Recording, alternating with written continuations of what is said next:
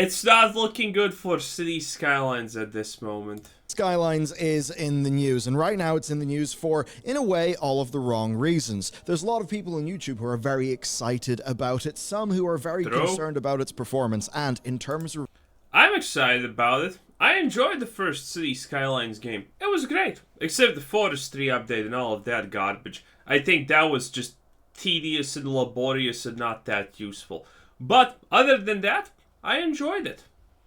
Reviews, we have some particularly scathing ones that actually come from the mainstream press, which in many cases is not what you would expect. City Skylines is, of course, an absolutely beloved franchise. I was there in 2013 playing SimCity, the new version that EA released. It was awful on so many levels.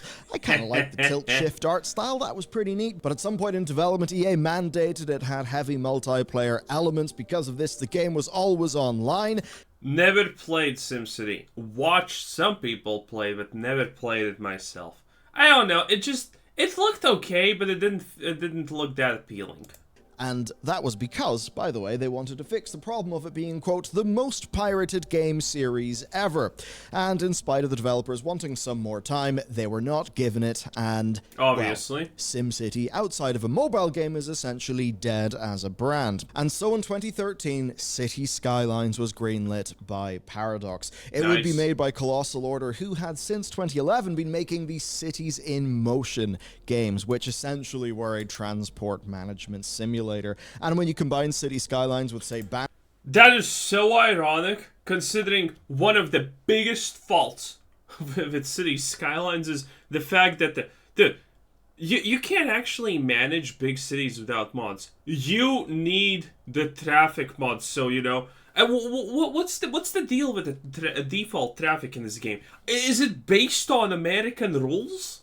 Is it based on American AI? Why isn't it functioning? Like, the NPCs can't do anything basic. It's absolutely crazy. And they can't even figure out... Everyone has had this problem in City Skylines at some point, which you probably never figured out because, you know, the NPCs just don't act on it, right? You have a road... and that road leads to somewhere where a lot of NPCs want to be, okay? And then there's a lot of NPCs and there's traffic, because that's how roads work, right? And then you add two more roads that lead to the same destinations, because your first city was essentially split a little bit in three parts, so when this happens inevitably, you can just add three more roads and it should be fine. What happens? Well, here are your options. These are the three roads. Here, here, and here. Option A. Do the Sims continue going through this road? Option B. Everyone knows they continue to go through that road. Almost no one uses the other roads. Or best case scenario. Well, it's actually the same case scenario. Same case scenario. They start using the first road. And no one uses the second and third road. Oh, it's such a pain to deal with that garbage. Because if you're wondering ever why in SimCity, not SimCity, but City Skylines, you're not making money suddenly, that's because the drivers are dying in the cars and not getting to work. Yeah, it's stupid. You really see a lot of the modern city builder just explode onto the market. The game was loved, it was reviewed well. They expected 300,000 sales of the game. They got, as of the current year, 12 million sales. And here's the thing that's really of note.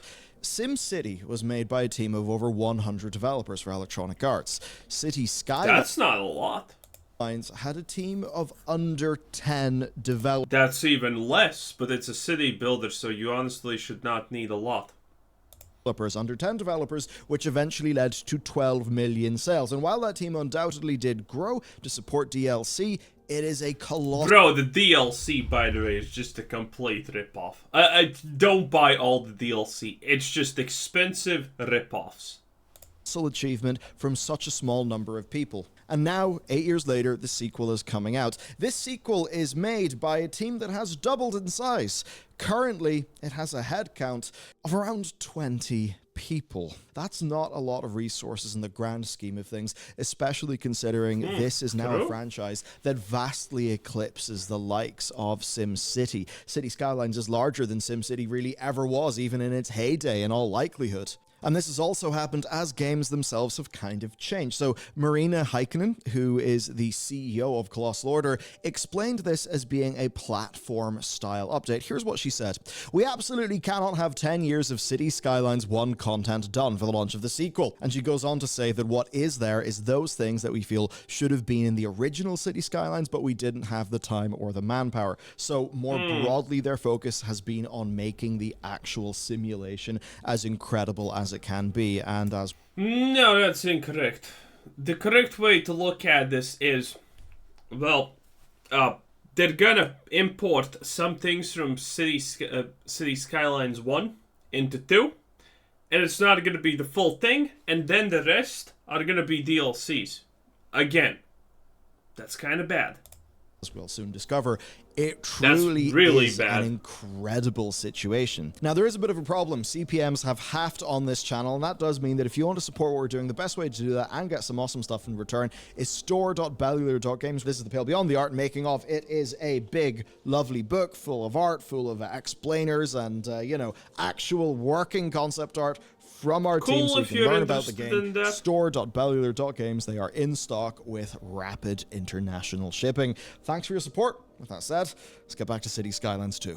Now, of course, being a modern and be a game by Paradox, this is very much a DLC-supported situation. In a way, though, you can see how that's fair. 10 people do their best to make a game, and then they make more content for that game. They realize, hang on, people really love our game. Right, let's just give them more and more and more. More features, more systems, all the stuff they could possibly want. Now, in many ways, this is a good thing. This allows for niche feature development for a niche audience. I mean, I say niche, 12 million sales. And rather interestingly, the broader model by Paradox is actually something that, from what I've been led to believe, the people over at Creative Assembly have been somewhat inspired by. And while it's not always went perfectly for Paradox, I think it broadly has went a little bit better than it has for Creative Assembly, and I absolutely would implore Paradox to maybe get interested in the real-time combat space. There's a lot of us who would like to see Total War be disrupted, but that's not the point of today. Today, the point is city builders.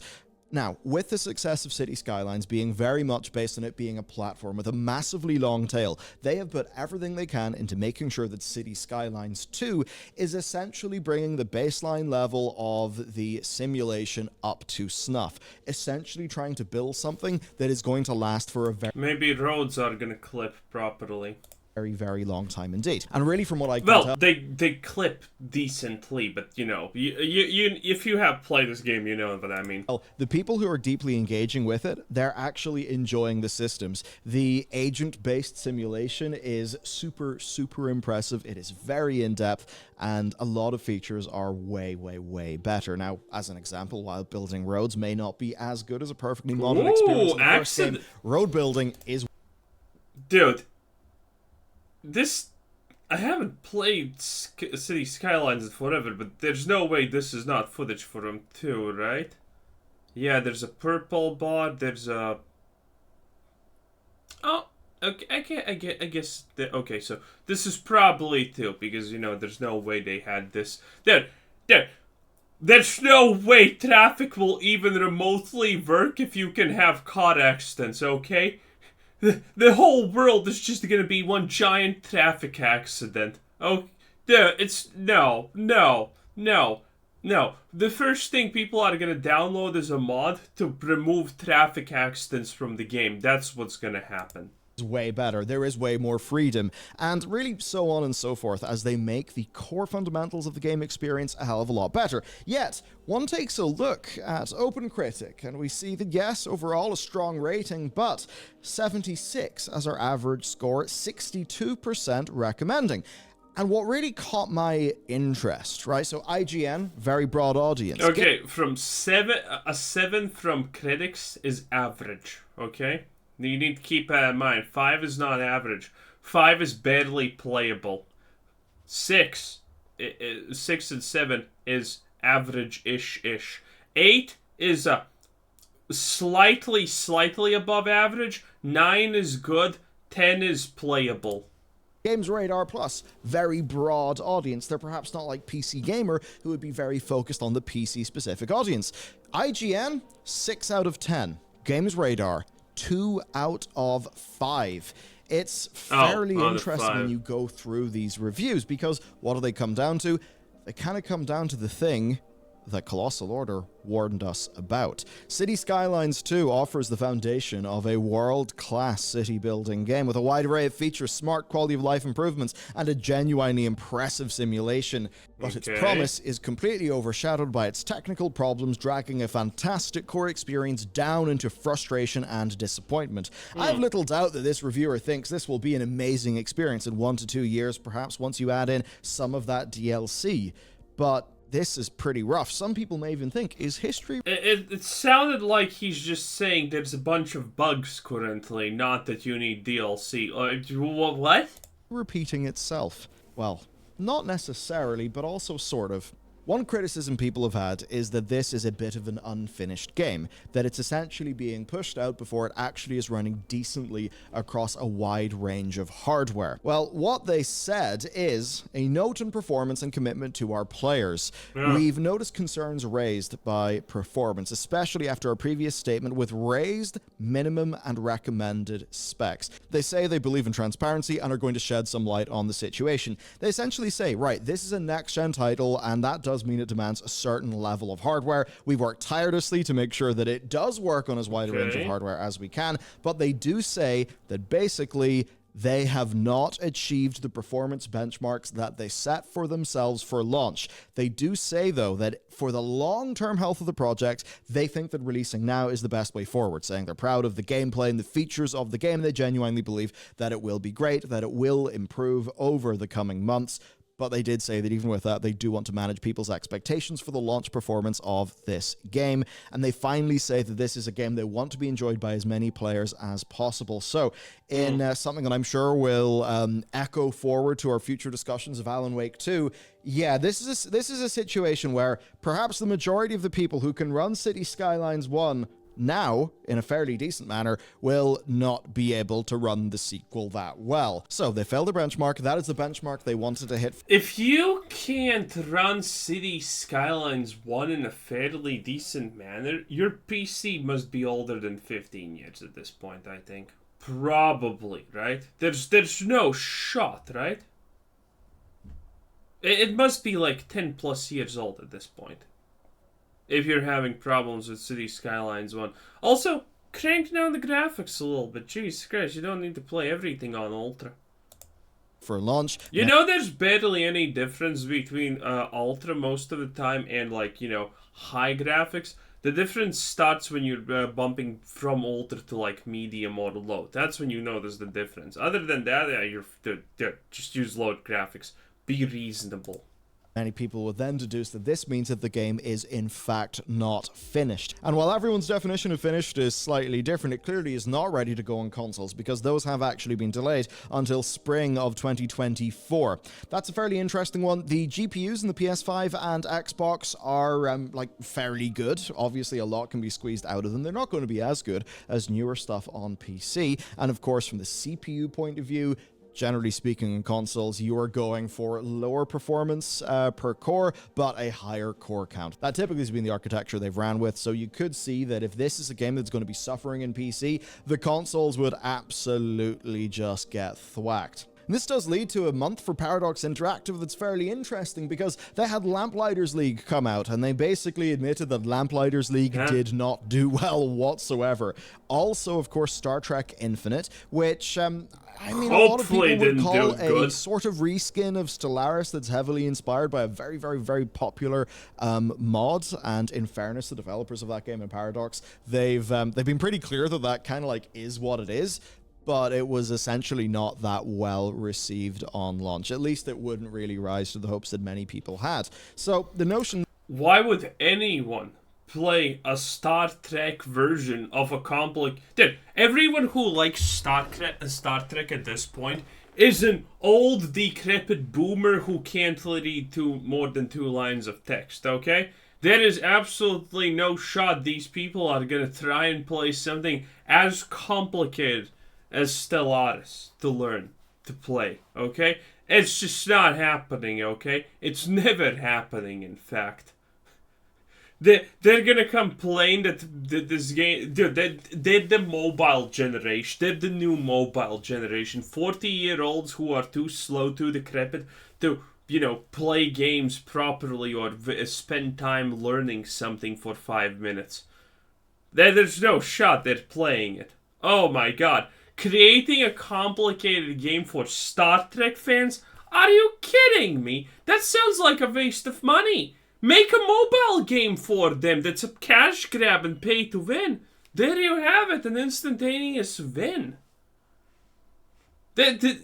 Star Trek fans don't want real games. They're too old and almost, all hands and legs in the coffin. That just makes something pay to win for them. And then that City Skylines 2 could come in and be another Rocky launch. That would really mean 3 Rocky launches in a month, which for Paradox would surely kind of suck. Now you may be thinking, okay, right, well, if you're trying to run a game on a potato, surely, what can you expect, right? I think the worry that people have here is a lot of computers are now potatoes. For minimum, we're looking at a 6700K and a 970. However, for recommended, we're looking at an i5, 12600K, and an RTX 3080. So, a 3080, that is a relatively new card, right? Pretty crazy. That 10 gigabytes of VRAM, that's also, that sure is something. And for a bit more on this, you can check out this video from Move the Mouse, who is covering what these presets look like. Certainly, you look at this very low preset, and, that certainly does look rough. The point here, though, is that you're scaling the graphics down, but you're really not getting the level of performance that one would expect from this visual presentation, which likely is the reason why. How does this, by the way, happen? Are game devs just really this bad? Because this is Sims 1 graphics. I'm talking about a game that existed 20 years ago when I was a kid. Yo! How is this real? How is this? How does this work? Someone needs to explain to me this, because I completely don't understand how it is that we get more powerful computers, okay? And they can't handle something that was considered good graphics 20 years ago. It should be incomparable, and this is even worse than the Sims 1 graphics. This is insane. How did these situations end up?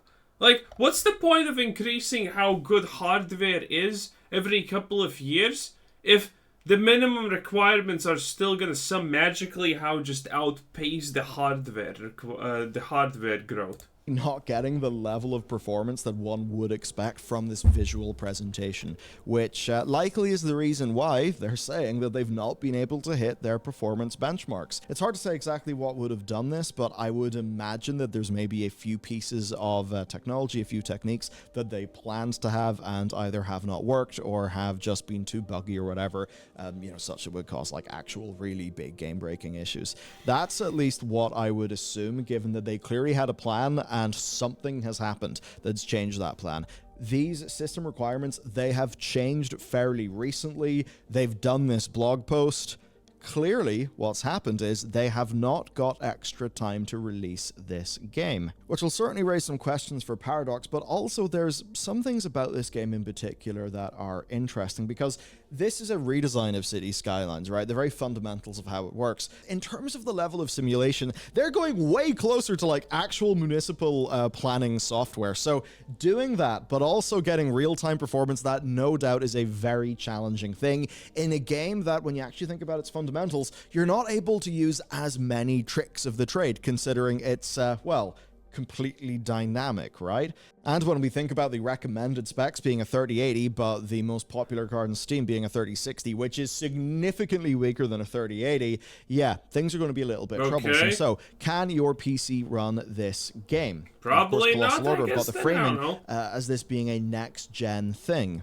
Now, PC with performance issues has been interesting. We've had quite a few that have been from like buggy or broken games. In terms of raw horsepower, we've been able to sidestep quite a lot with DLSS and FSR, right? But When you think about it, a lot of games are just built for a target console audience, perhaps even also having to be able to run on the Series S. For this, though, being a PC lead platform that is trying to really push the envelope and make something that, can support 10, maybe even over 10 years of content, you can kind of see how it would be very easy to bite off more than you can chew there. In a way, for PC, then, we're kind of entering that interesting era where we are beyond the launch of the new wave of consoles. Games are actually pushing further and further and further as the top end of our hardware is getting better and better. As an example, the 4090 is a truly gargantuan card in terms of performance. The rather shocking thing about it is that in terms of performance per dollar, you know the way usually the more expensive a card gets, the kind of worse your performance per dollar is? That does happen, of course, generally with the 4090, but nowhere near as much as you would expect. They've actually had a strange problem where the 4090, I think it's actually... Dude, I don't understand any of this tech monkey nonsense. Dude, if you want to be a loser, go become a programmer or a PC guy. Let me tell you a secret. No one respects you. If you're not working in an industry, in a firm that literally is about computers and computer sciences and all of that, no one's gonna respect you. I have spent countless days when my printer fucked up at work, calling the IT department, the people who code our programs and stuff, and telling them come fix my printer. And every single time, they cry about it's not their job, I'm not gonna do it. And then what happens? Well, I call their boss.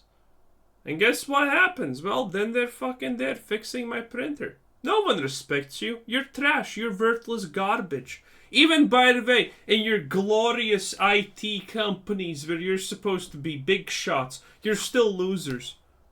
That's right. I'm from finance, bitch. You're gonna do exactly what I tell you to do. You have no choice in the matter, okay? Because finance chooses what happens. You code monkeys. You useless garbage pieces. You pieces of dried meat. You can't do anything properly. You have no human skills. And if finance tells you you're fired or you're doing a bad job, well, you better not try to make an excuse. Oh, I can't write through 3 trillion lines of code every minute. That means you're garbage. Loser. Been outselling some of the weaker models. I suppose it's a bit like how conventional wisdom would tell you that the cheapest new iPhone would sell the best, when I'm fairly sure it's actually the big Pro Max iPhone that ends up selling the best, or at the very least it generally has more of the supply problems. Perhaps interesting in terms of consumer behavior. I mean, there's absolutely people who'll be having the best of everything, and if you think about a simulation game like this, and you target it to use every piece, just all of the hardware, all of the juice you can throw at it, you can imagine how far a game like this could actually go. Especially then that's contrasted by a lot of the games that people play, the sort of forever games, they're not really big AAAs. People aren't as much thinking, oh no, I can't run the new Assassin's Creed on my PC. More and more people are playing those games, I think, at consoles, and when it comes to their PC gaming, like there's a lot of LOL, Valorant, Counter-Strike, right? Games that are designed to be highly, highly, highly scalable. And I think that's something that has been supported by all of the problems we've had actually getting good computers. You know, crypto coming in, 4R GPUs multiple times, supply issues, all of that. What does he mean by crypto? And then I think the rise of a lot of these esports titles, we're actually fairly used to actually pretty damn performant pieces of software. And that means then that, we're grumpy whenever we have to use the DLSS crutch, but now when the DLSS crutch can't actually save us, I mean, think about the Starfield situation, now people are really feeling the pinch. This is happening in a time where, of course, cost of living, etc. This is all very problematic. Dude, what a simulation! Yo! What an absolute simulation! The pinch. This is happening in a time where if this garbage truck did that in real life, it would just tumble down the road.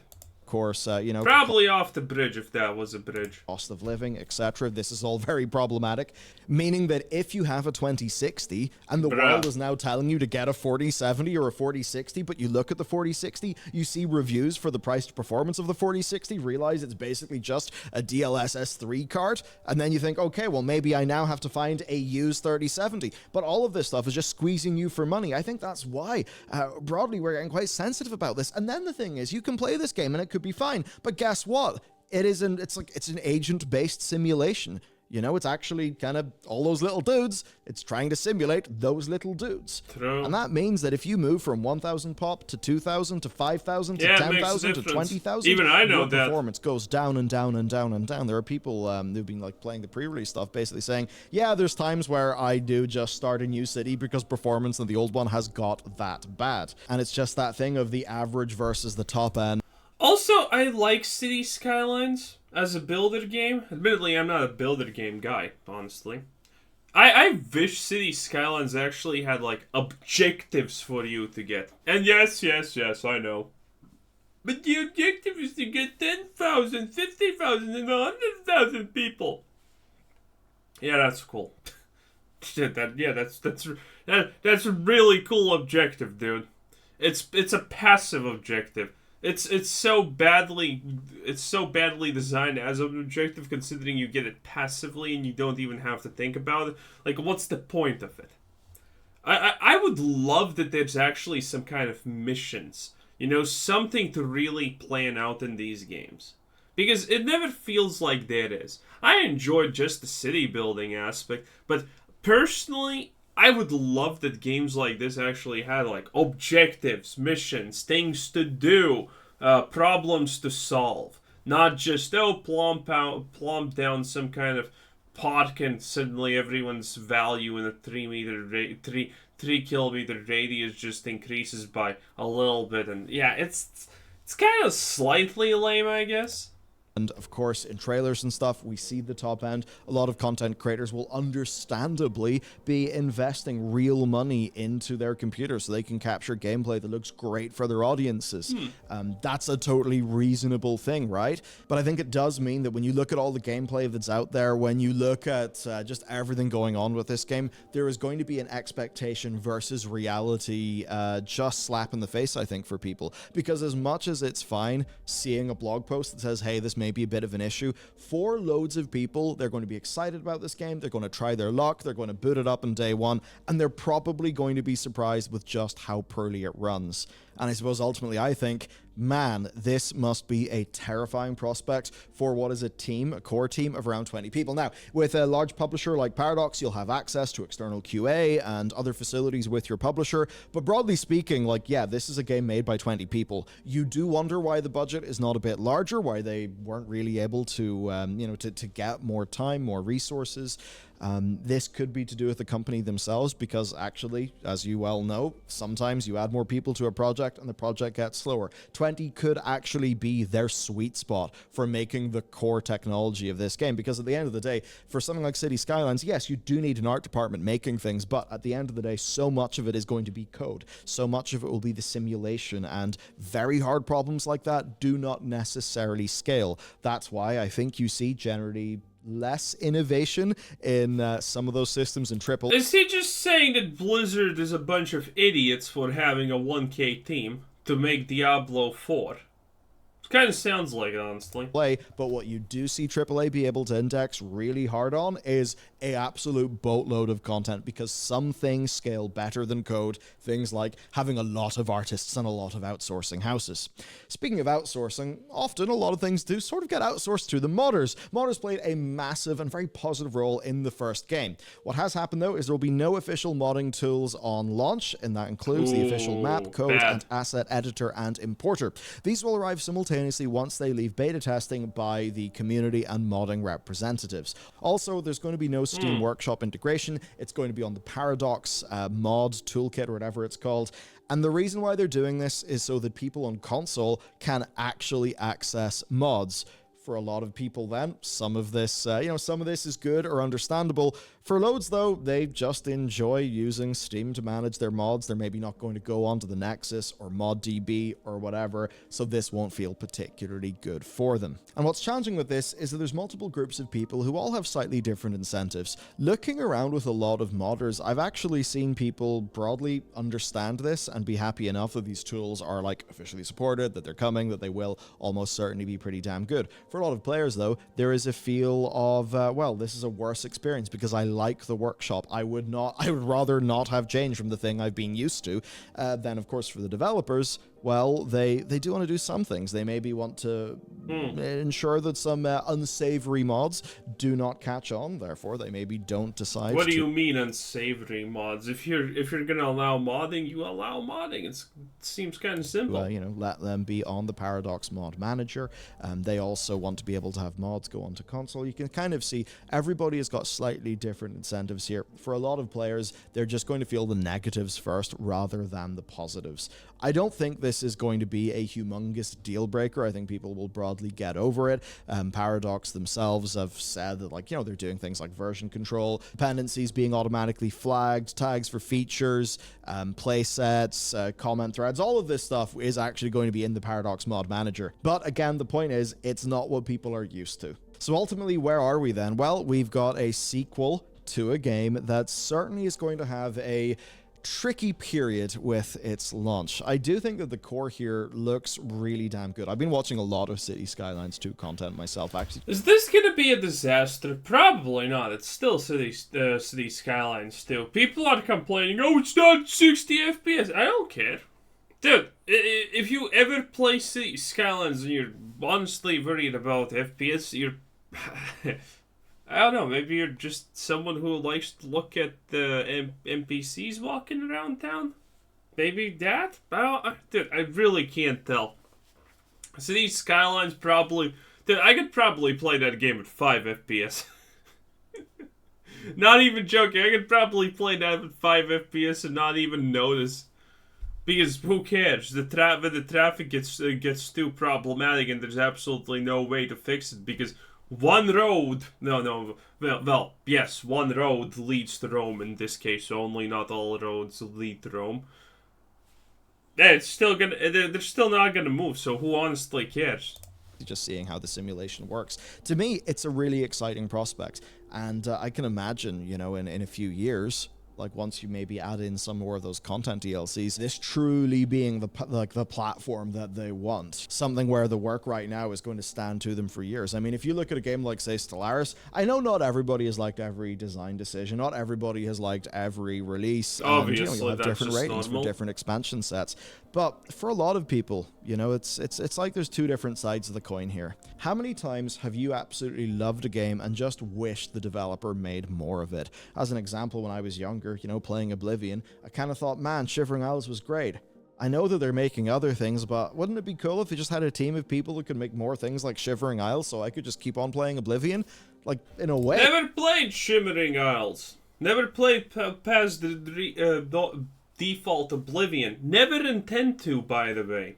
It probably sucks. The idea of you getting a game and then maybe every year there's like a few bits of DLC, some of which are like fairly major. Yes, that would cost money, but at the end of the day, if you're getting thousands of hours of game out of it, or at least hundreds of hours, you can't see that being a really good value. And ultimately, you can see digital distribution and all of this stuff leading to an unparalleled level of product support and development post-launch, which for the most hardcore fans is absolutely a dream come true. I mean, hey, if you love City Skylines, well, would you not prefer it if that developer can just make City Skylines, make more of it for a decade, rather than have to, fund their studio by making another game and another game and another game? So broadly, as much as I do understand the concerns about like mounting up DLC, getting, really expensive, that creating, say, barrier to entry problems, I think there are real issues there. Fundamentally, this problem is a symptom of something that I think is broadly good.